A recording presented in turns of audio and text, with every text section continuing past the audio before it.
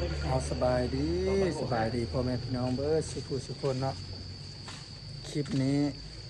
จะพาพ่อแม่พี่น้องไปเลาะเบิ่งเลาะซุ่มไปกับเฮียใหญ่ไปเนาะเลาะส้มสังเกียงเนาะตลาดสังเกียงเดินทางกันโต๊ะตอนนี้เราอยู่ที่ดงดุไปเนาะแถวมอซอเนาะขึ้นเที่ยวบ่ได้เอากันสั้นไปน้ำพี่น้อยกองก็อยากสั้นๆเนี่ยไปเลาะเบิ่งบรรยากาศทางผู้เนาะว่าเดี๋ยวนี้นี่เปลี่ยนไปหลายสมัยเนาะบ่ร้อนก็บ่ได้ไปเป็นเวลาบ่ได้มานครหลวงก็ประมาณ 3-4 ปีแล้วไปเบิ่งน้ำกันเอากะสิมาลัดรถแถวนี่เลยเนาะแถวศูนย์อาหารมอซอนะลัดรถเมล์เขียวเดี๋ยวนี้รถเมล์เขียวกันราคาประมาณ 8,000 กีบจากเขตหลุมโดกนี่ไปตลาดเช้าอันนี้ก็เป็นบรรยากาศตอนเช้าเนาะวันนี้ก็เป็นวันเสาร์พี่น้องเอ้ยรถกระสีโบราณมาเลยโอ้หมักตองสุกแล้วพี่น้องอันนี้มันล่นนี่มันนอนนี่มันล่นเอาย่างเลาะท่าเพราะว่ารถเมล์เขียวน่าจะขายมาอยู่เวลาเอามาย่างมาเองก็พอรถเมล์แล้วก็ลัดเลยถ้าขี่จะพวกแท็กซี่เนี่ยมันก็สีแพงนะพี่น้องประหยัดนุกมาอยู่ในเมืองในอย่างก็ต้องมีค่าใช้จ่ายหลายอย่าง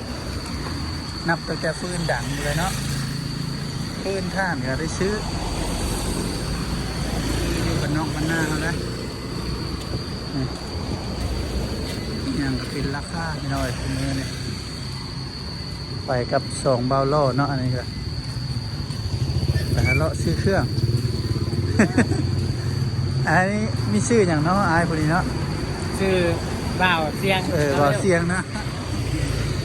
หนังคนไฟบินพี่น้องเอ้ยสี่เสียงกูนี่ก็เป็นอัน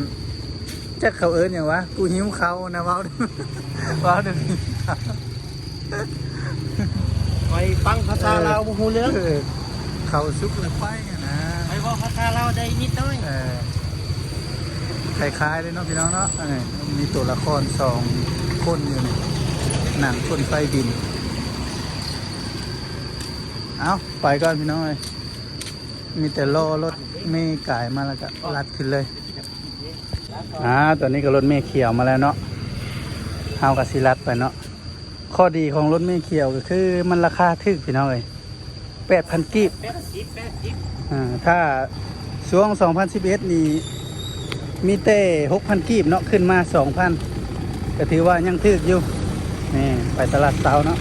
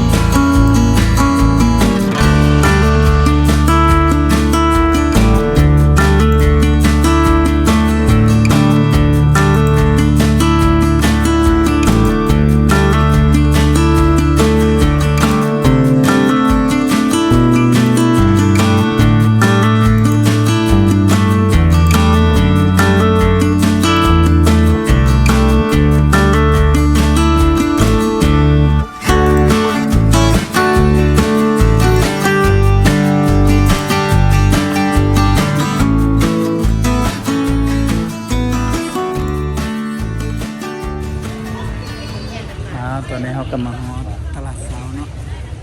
เป็นสถานีรถเมล์เขียวอันนี้จะเป็นสถานีรถเมล์ทางภาครัฐเพิ่นเนาะนี่บรรยากาศประมาณนี้เราเลยโอ้น้ำอั่งนะน้ำท่วมเลยนี่เนาะฝนตกเมื่อคืนนี่น้ำท่วมเลยแถวนี้คือว่าแห้งพอสมควรฝนเมื่อคืนนี่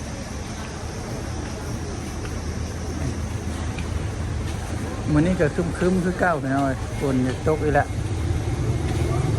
สังเกตว่าทั้งน้องนะข้าเจ้าให้อันย้ายเอาเพิ่นเนาะอาหารขายเครื่องอยู่แถวแคมทางนะ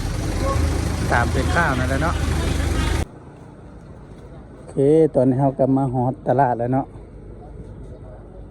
กะพูดละทางในพุ่นเนาะทางในตลาดอันนี้เป็นทางหลังส่วนลายกะเป็นร้านจีนเนาะพี่น้องนี่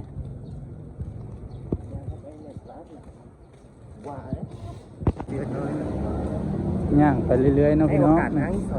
หาเลาะกินข้าวบ่มีอาหารลาวเลยพี่น้องมีแต่อาหารจีนเนาะโอ้ฮ้อนฮะ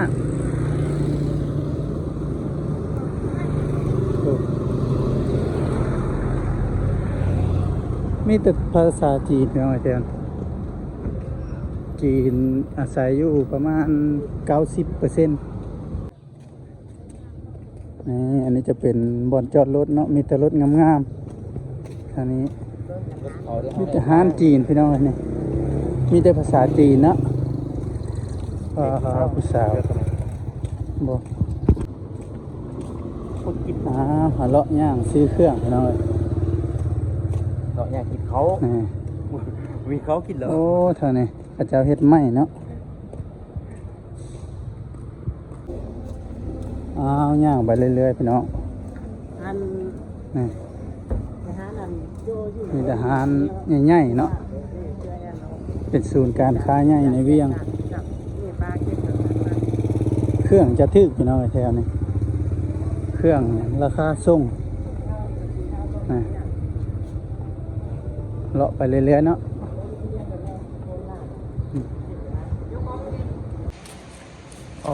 มาเบิ่งพี่น้องตึกเจ้าเฮ็ดใหม่เนาะโอ้อพาร์ตเมนต์ตึกใหญ่นี่เจ้าเฮ็ดใหม่มีแต่ตึกใหญ่ๆพี่น้องแถวนี้ลูลานะเป็นสางใหญ่ของตลาดคนจีนเนาะอันนี้จะเป็นทางในนะพี่น้องเนี่ยทางในตลาดสังเจียงเป็นตึกลุงม่นเนาะนี่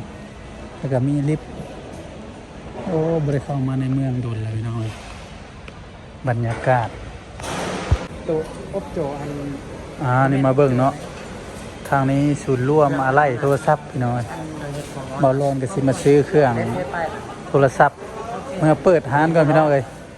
มาเฮียนไปโทรศัพท์เนาะ